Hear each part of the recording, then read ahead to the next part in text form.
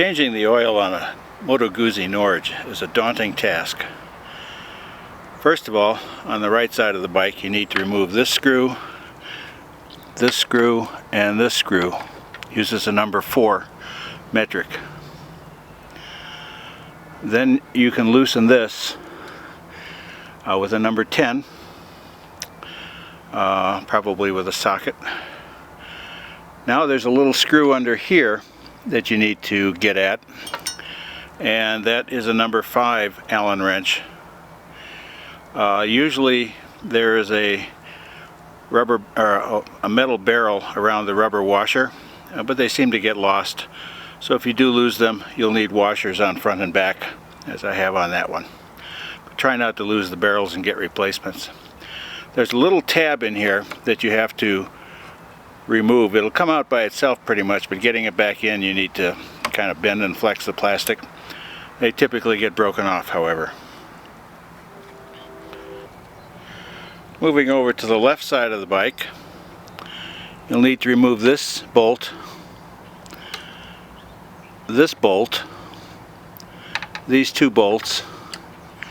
There's a bolt behind here, and that typically gets broken. The plastic does. That's also a number 5 Allen. This is a 10. These 3 are 4s. Alright, now when that's gone, you'll probably want, well, if you're doing anything on the pipe like I had to, you'll have to remove that also so you can tighten the pipe. Now, this little gadget here is a bracket.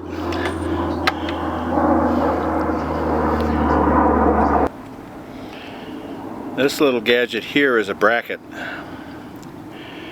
and that bracket is attached with 2 number 7 bolts, one up below and one above.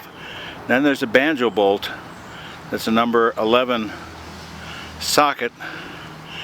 You can see it right in here. You have to remove that right there, and another one down below, and then this lower fairing can pull out if you need to. Well, you do need to, because that's where the oil goes in. Loosening this also gives you some relief. There is a troublesome plastic connection that fits in here, and it typically will break off. So at some point you may just have a half-faired Guzzi Norge, which will save you about 4 pounds of plastic and brackets. As far as the looks, I think it looks just as good without all that extra plastic, because I kind of like the motor. But until it breaks off or I skid it, I'm going to keep it. Then you have to remove the, make sure you run the bike for a while, which means working around hot pipes is a nuisance. Oil plug is back here.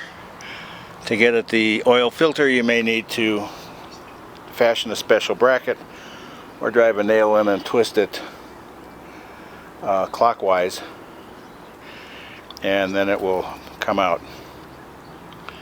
Get your new filter in, put your with oil on the seal, and then plug it up, put your 3+ liters in, check your dipstick, and then start to reassemble everything.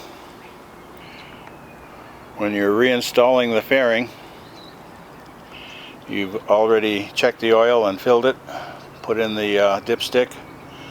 You can close this bolt. You need to reinstall this piece with the banjo bolts, and then the number 7 bolts.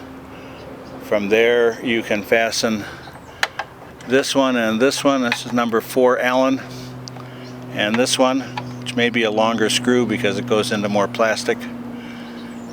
Make sure you've got this thing back in here fixed. Then you kind of have to fiddle around with assembling this. Try to get this aligned, but maybe you have to set up the other side a little bit to hold it.